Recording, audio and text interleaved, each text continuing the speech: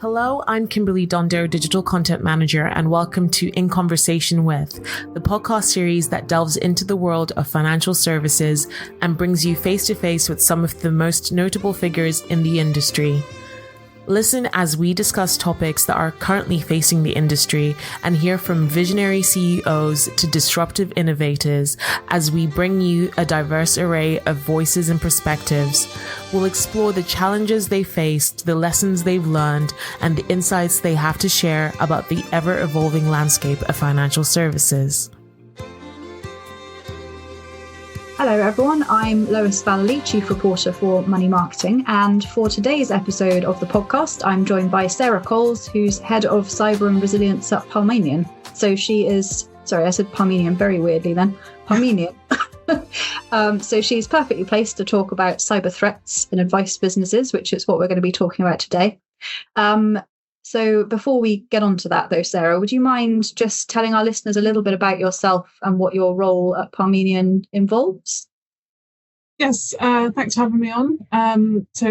My name's Sarah, and I've worked in the cyber industry now for around, just over a decade really. So my role at Parmenion is covering cyber and resilience, so making sure that we are secure in terms of our networks and systems and things like that, staff training, and then also looking at the business in terms of making sure that we are resilient. A lot of that is a focus on operational resilience, which is a new policy from the FCA. So looking at our different business services that we offer to our clients and making sure that we could withstand a disruption if we could still offer the services to our clients if we have a disruption. Mm-hmm. Cool. Perfect. We're going to obviously be talking about cybersecurity today. And I don't know if it's just my perception or because I've been seeing more of it in the news or whatever, but cyber attacks on high profile businesses seem to have really ramped up recently. I don't know if that's actually the case or if it's just being reported on more. Yes. But I just wanted to ask you, if you could talk to me a bit about how it's affecting both advice businesses and just businesses generally within the advice space. Yeah, so incidents do just continue to keep rising year on year, and that is impacting organisations and individuals across the board.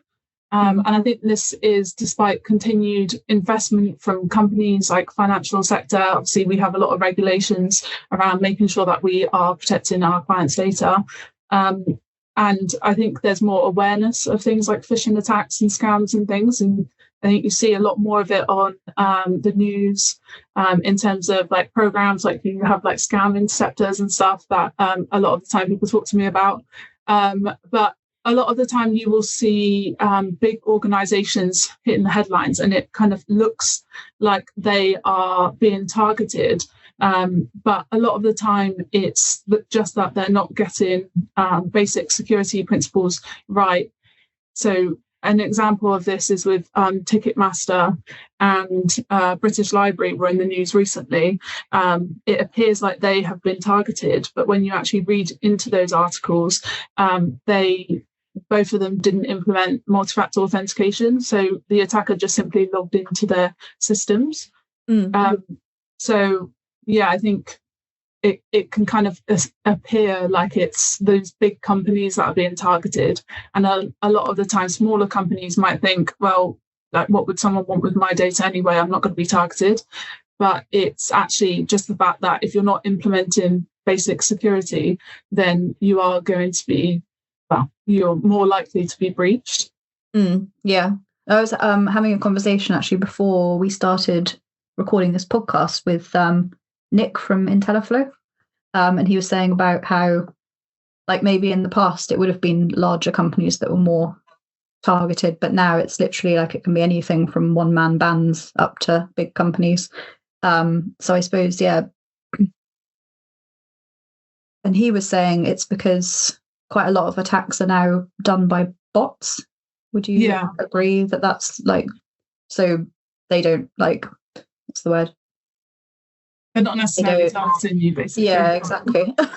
Yeah, I think a lot of the time the perception from movies and TV shows and things is you'll be shown one person in a dark room with like a hoodie on, and they're just going after that one company, and that potentially is what had happened in the past, but that is really a lot less common now because of the type of the resource and the time that it would take to concentrate on breaching just that one company.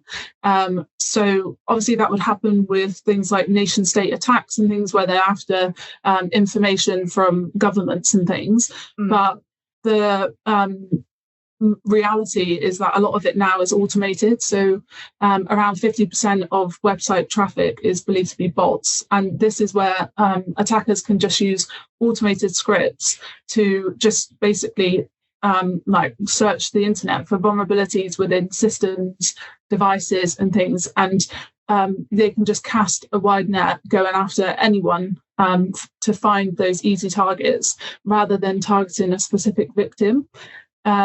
And these bots and things like that can just take information from previous breaches. So, for example, if a company has been breached, the attackers can get data sets of, say, usernames or email addresses and passwords, and they'll then go and sell that information on the dark web to other attackers.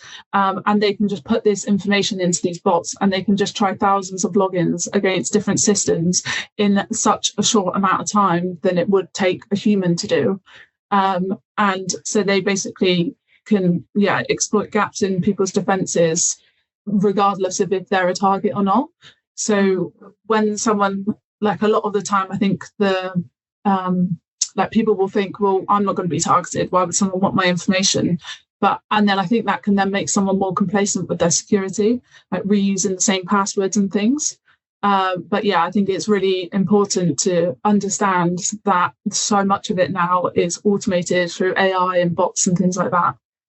Yeah, definitely. I've definitely been guilty of that because we obviously have to do cybersecurity. Like, we're a publishing company, we have to do cybersecurity training. And I was thinking, oh, it's going to take so long. Like, why do I have to do it? Who's going to want to hack me? And then my email got hacked and sent out an email to like 500 of my contacts, basically asking them to click some link. Luckily, most of them didn't, I think. But yeah, so then it just goes to show that like anyone can be targeted, like you were saying. We've seen a massive increase in that in Parmenion in terms of our advisors being, advisors that use our platform being, they must have been targeted for phishing, or not targeted. You know, I say targeted, but you know what I mean. Yeah. And they had obviously fallen for a phishing attack, given their information. And then we were receiving lots of emails during the pandemic from legitimate advisor accounts, but it had been taken over like yours had. And I think that was maybe in terms of how people were more distracted at home and maybe less training and things like that. So they were falling for more phishing attacks. Yeah, no, definitely. It was weird with mine because it seemed quite sophisticated. If you know how I word emails, you'd know it wasn't from me. But it went to like 500 of my contacts. Lots of them don't know me very well. So, and then a couple of them responded and said, this looks a bit weird. Is this definitely from you? And then the attacker responded back to that saying, yeah, no, it's definitely me. Definitely. It's all fine. Do click the link. That's terrifying. Do you know how it started? Do you think? I don't, because sorry, frog in my throat. I don't, because I could have easily clicked a link, I guess, but I like to think I'm fairly sort of, if I get a suspicious looking email, I won't just click a random link. I do just so I don't know how it started, and obviously our IT team did a bit of an investigation into it. I don't think they were quite sure how it started either, but yeah, it was a weird one. I did want to talk to you a bit about more about like different types of attacks, I suppose, and like what advice, well, anyone really, but advisors need to be aware of. Yeah, so in terms of attack vectors, so attack vectors are basically ways which an attack can happen, and or the method that's used to gain access to a system, a device, and things like that. So the most common ways are things to do with phishing. There's so much power in having access to someone's email account because it links to so many other sites and services. If I have access to your email, I can contact all your contacts through your email, or I could send password reset links to other services that are linked to that account. I can try and trick you into downloading malicious software or attachments and things. And then there are other ways. I think now more so it's increasing with malicious websites. So a lot of the time, if you're going onto Google to search for something, attackers are using the sponsored links at the top to direct people to malicious sites. And obviously, when you go onto Google, those sponsored links are coming up first. A lot of the time, people will just go onto Google and just click the first link that they see. So, yeah, I think there's lots of different ways that attackers can get in. So I guess in terms of protecting yourself in security, a lot of the time we talk about using layered security. So obviously there's so many different range of attacks that can happen. So it's important that you layer different types of security controls. And it just basically means that it's more difficult to reach your information in the first place if you have multiple controls, because it means if one control is breached, another one is going to be there to kick in and prevent access. Mm-hmm. So yeah, there's multiple ways that you can protect yourself. Mm-hmm. Yeah, I think our company has definitely implemented like two-factor authentication in most of the systems and things now. Yeah, the interesting thing with two-factor authentication, also called multi-factor authentication, is that the ICO and the FCA consider those basic security principles. So a lot of the time, if you read the ICO breach reports and a company has been breached, they will refer to the fact that they don't have MFA, and that is known to be a basic security principle, but it's still really underutilized. And it's such a simple and effective way to stop someone gaining access to an account. Like I said before, when a company has a data breach, a lot of the time that information is being sold online, and attackers know that people reuse those usernames and passwords. So if I have that data set of username and passwords, there's a high chance that when I spray that against other sites and services, that's going to get a hit. So as well as having things like unique and strong passwords, having multi-factor authentication on top of that really helps. And again, I think one key message I always try and get across to people is, even if you don't have MFA across all sites and services, it's so important to have it on your email and any high-risk accounts. Like I said with email, once they have access to email, there's just so much more they could do with that. Yeah, definitely. It's scary, isn't it? Yeah. I'm definitely guilty of having the same password for a lot of different sites and services because it is impossible to remember. But I think there's a trick I heard that you can use the same like beginning of the password and then put in another word that's related to the service and then like a number or something like that, so that you have different passwords but you can sort of remember them. I think I think it's like the average person has over 100 sites and services, so 100 logins is obviously so impossible to remember, and so I would always stress to get a password manager. So there are lots of free versions.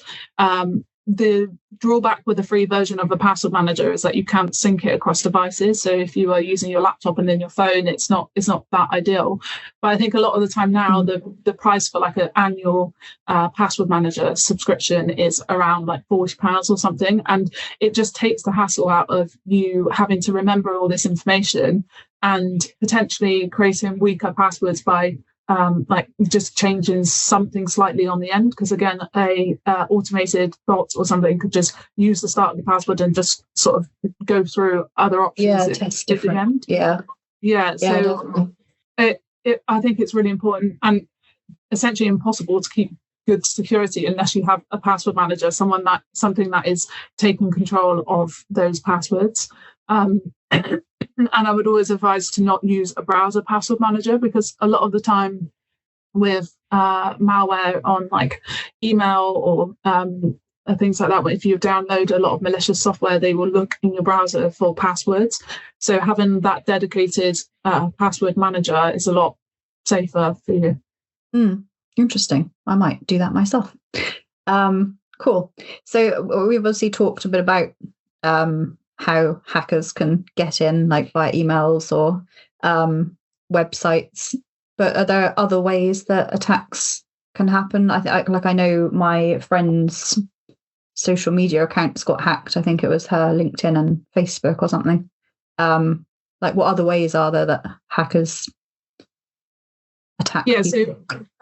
So there are compromised passwords is one. So taking the data leak and using those compromised passwords. They could be tricking you on tricking you through social engineering. So again, that might be messaging you on social media or something, starting a starting a friendship or a relationship. And basically, after a while, then it turns into something else. So they'll trick you into providing information or sending them money or things like that.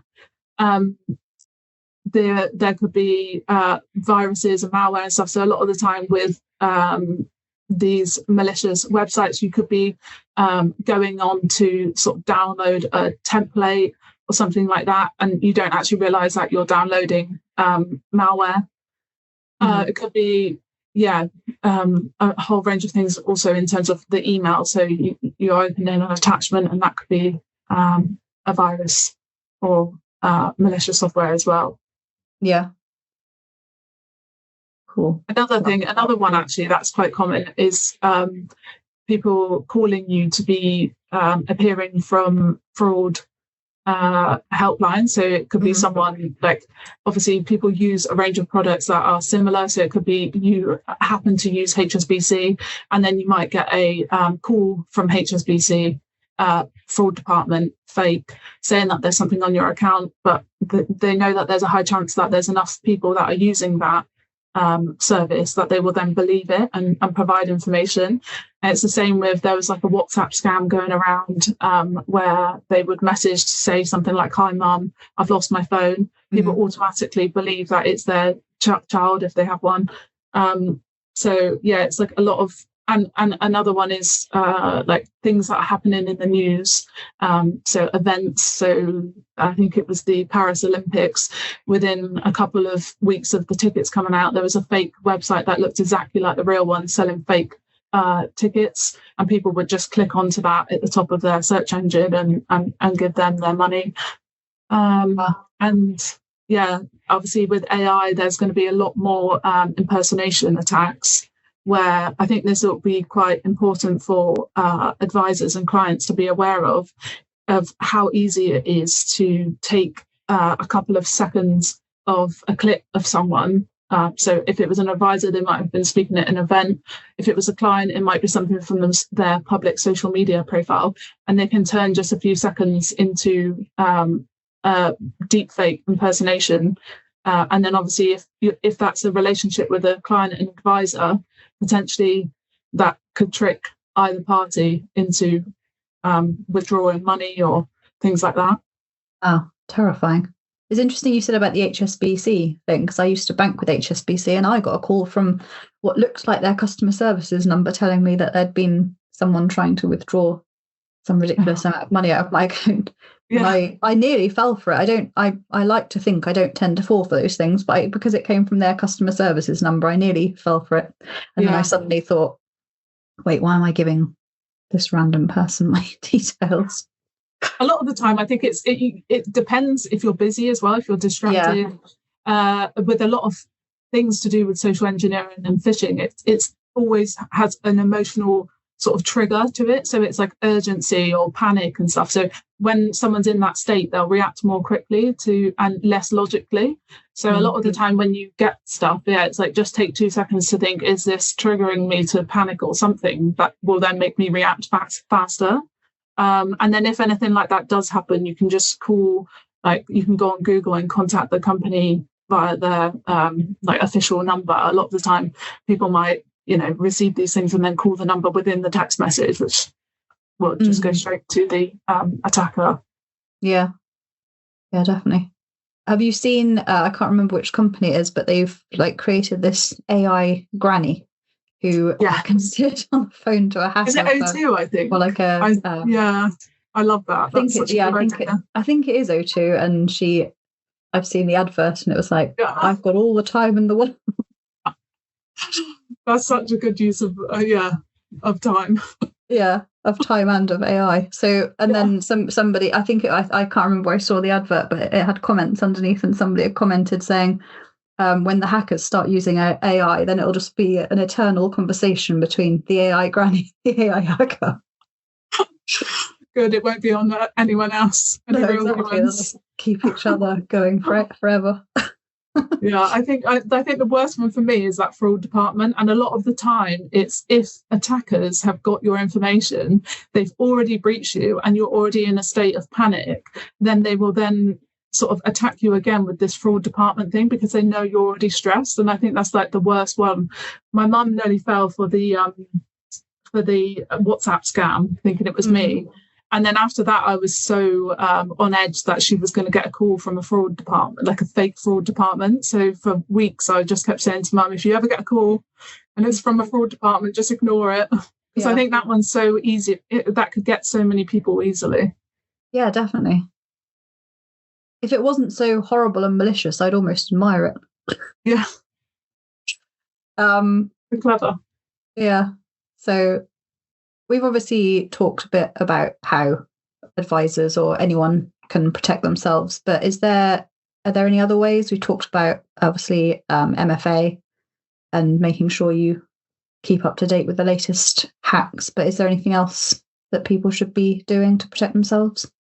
So I think MFA is the most important, defending yourself against phishing. So taking those couple of seconds to think, is this legitimate? Even if it is from a known contact, like you said, a lot of people would have trusted the email that came from you because it had your name on it, but it doesn't necessarily mean that it's you. Using a password manager so that you're able to set those strong passwords. Keeping on top of how new technology can be used against you. So with obviously AI, everyone's talking about it, and how that can be used for deepfakes. A lot of the time you can tell when something's a deepfake because of like the mouth may be blurry or the eyes move differently or things like that. So just trying to keep on top of evolving threats. I think it's important to make sure that you're using antivirus software on your device, and making sure that when you get updates, you don't ignore them. I think it's really easy when you have your phone wants to be updated, your browser needs updating or stuff like that. It's just you just think I'll do that another time. But when those updates are coming through, it means that there's a security vulnerability that is public and could be exploited. So again, it's a gap in your defense, and if you're not patching against it, then you are going to be more vulnerable to potentially a breach. And I would say the last thing is to make sure you back up critical data or keep contact details of people that you'd want to get in contact with in an event of an incident. This just means that you're not sort of scrambling around at the point of, if you have a breach. A type of attack also is ransomware, where attacker can get onto your systems and lock yourself out of your files. If you have a backup of those files, obviously there's still a data breach, but you could get back to operations much more quickly. Yeah, definitely. No, that's a great point. Cool. Well, I think we've probably that's all we've got time for on this episode, but thank you so much for joining me to chat through all of that. It was really interesting and very helpful for advice businesses and anyone, I think, really. No worries, thanks for having me on. Thank you for listening to In Conversation With. We do hope that you enjoyed it. Please do keep up to date with all our new releases via Podbean, Apple Podcasts, Spotify, and everywhere else you get your podcasts from. You can also keep up to date with all our new content published on the Money Marketing website, as well as our print edition Money Marketing magazine, so make sure to subscribe. Follow us on Twitter, LinkedIn, Facebook, and Instagram. See you next time.